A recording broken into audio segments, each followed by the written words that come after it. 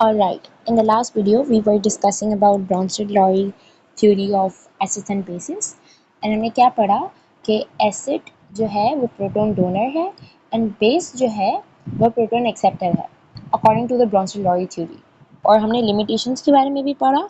वो acid nature नहीं समझा पाया कुछ कंपाउंड्स का जिनके पास टेंडेंसी नहीं होती to lose H plus ions, and वो बेसिक नेचर नहीं समझा पाया compounds which have OH ions. आज हम पढ़ेंगे about the third theory which was given about acids and bases, and that was given by Lewis. So basically it is known as Lewis theory of acids and bases. अब basically Gilbert and Louis जो था इसने acids और basis की कुछ definitions the. he put forwarded some definitions। कौन से year में? In the year 1923। इसकी थ्योरी के अकॉर्डिंग इसने में क्या बोला कि an acid is a substance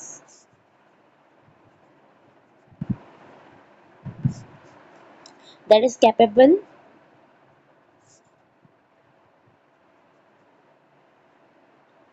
of accepting an electron pair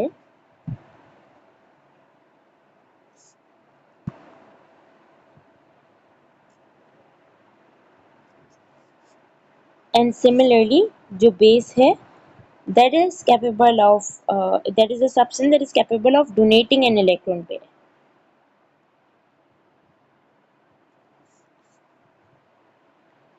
ये थी लुइस की definitions about acid and base. लेकिन Lewis acid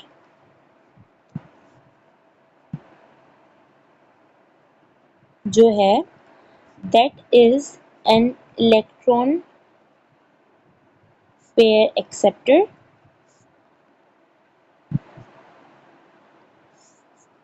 and Lewis base जो है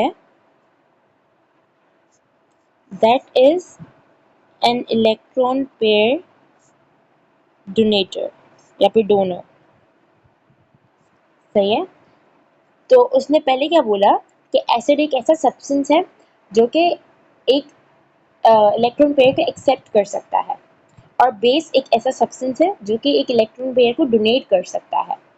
फिर उसने ये बोला कि इलेक्ट्रॉन पेयर एक्सेप्टर जो है वो लुइस एसिड होगा। सही है।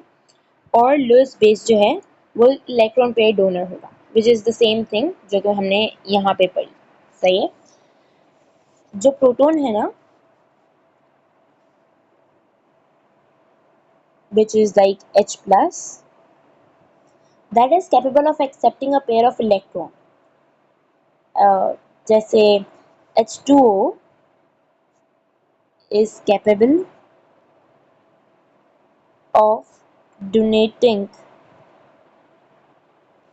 a pair of electrons to form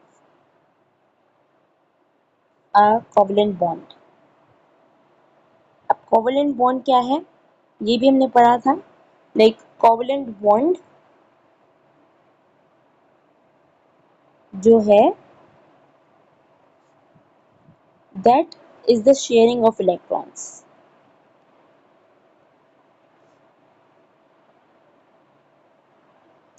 सही है। तो according to the Lewis concept H plus जो है वो एक लुइस एसिड होगा राइट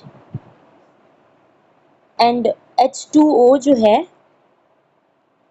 वो एक लुइस बेस होगा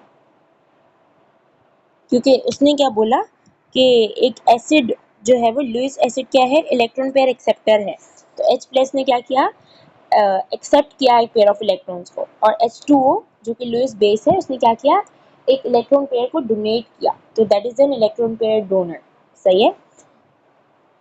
तो इस लुइस के सेंस के according it is the formation of a coordinate covalent और डोनर एक्सेप्टर बॉन्ड। अब कोऑर्डिनेट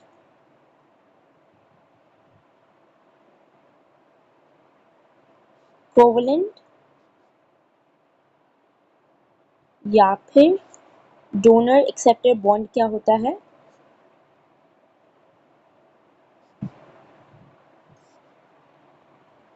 जो मैंने आपको अभी H प्लस और H2O की एग्जाम्पल दी वही।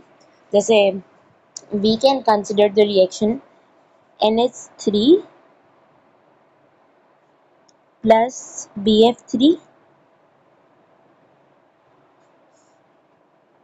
और ये क्या फॉर्म करेगा?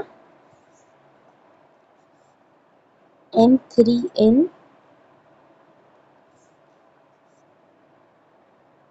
BF3 और H3 I guess NBF3। तो बेसिकली अब इस रिएक्शन में क्या होगा? You might be considering that NH3 जो है that is a base here और BF3 जो है that is an acid here. और ये जो हमारे पास सारी चीजें ना, either you can take this or this, ये जो है हमारे पास this is the product। तो this occurred by the sharing of electron, this is a coordinate covalent bond। ये हमने रिएक्शन को कंसिडर किया है। तो यहाँ पे क्या है? यहाँ पे NH3 एक डोनर ऑफ इलेक्ट्रॉन पेयर है because it is a base. तो हमने क्या पढ़ा? Base is a donor of electron pair. तो NH3 is the base and base is the donor of electron pair, right?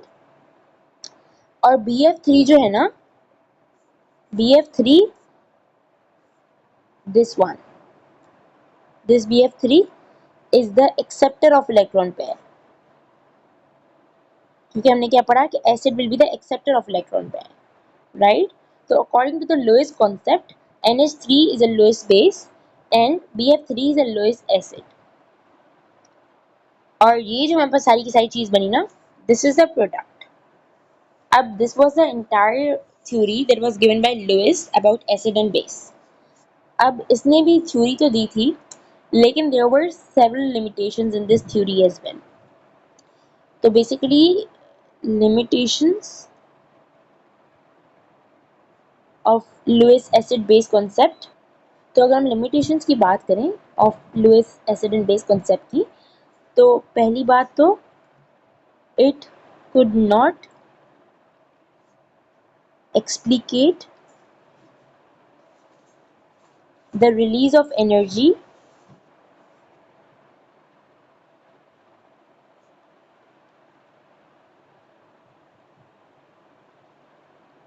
during the formation of covalent bond। तो basically Louis की theory थी ना, उसने एक्सप्लिकेट नहीं किया of the release of energy which was what done during the formation of a covalent bond। ज़ाहिर है covalent bond बना तो उसमें release of energy भी हुई होगी, लेकिन उसने उसकी थ्योरी ने उस release of energy को एक्सप्लिकेट नहीं किया। This was the first limitation of Lewis theory। दूसरी limitation of the Lewis theory was that it could not clarify the shapes of molecules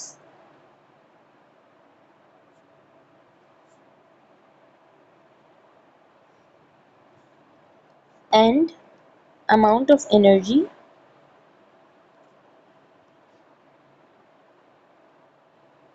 released during a covalent bond। Second limitation was कि उसने molecules की shape को clarify नहीं किया, like what shape, in what shape were the molecules, and then उसने amount of energy को भी clarify नहीं किया जो कि रिलीज हुई थी during the formation of a covalent bond. The same thing, there is a certain amount of energy which is released by a reaction। तो उसने उस amount of energy को clarify नहीं किया। This was the second limitation of the Lewis acid and base concept। And the third and last limitation of the Lewis acid and base concept was that it could not explain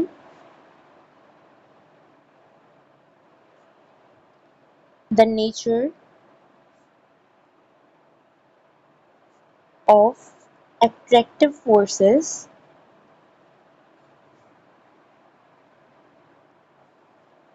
between constituent atoms of a molecule. Basically, his theory could not explain the nature of attractive forces. Like there are two types of forces, repulsive forces and attractive forces. तो उसने nature नहीं बताया attractive forces का, which was between constituent atoms of a molecule, like which was between the same atoms of a molecule.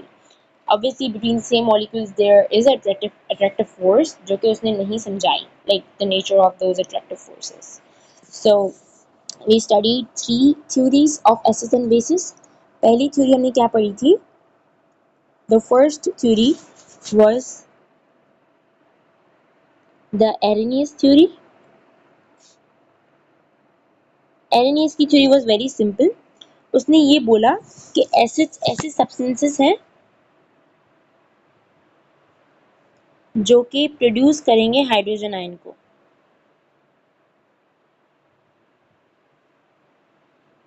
Right?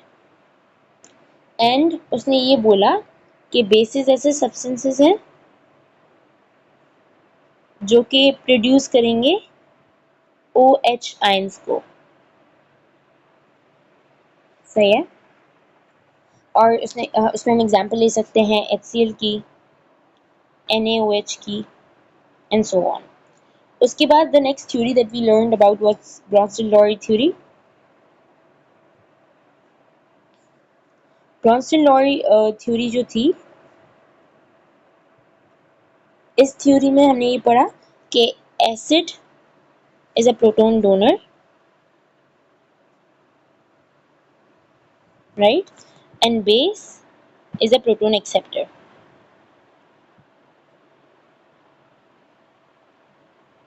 And जो third and last theory जो हमने आज cover की, that was the Lewis theory,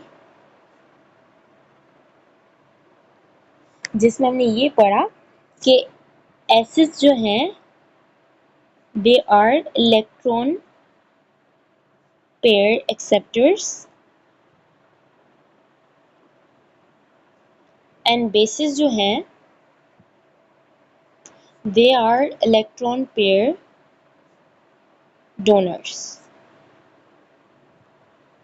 right? And this was the last theory about acids and bases. And tomorrow's video we'll go for the next topics.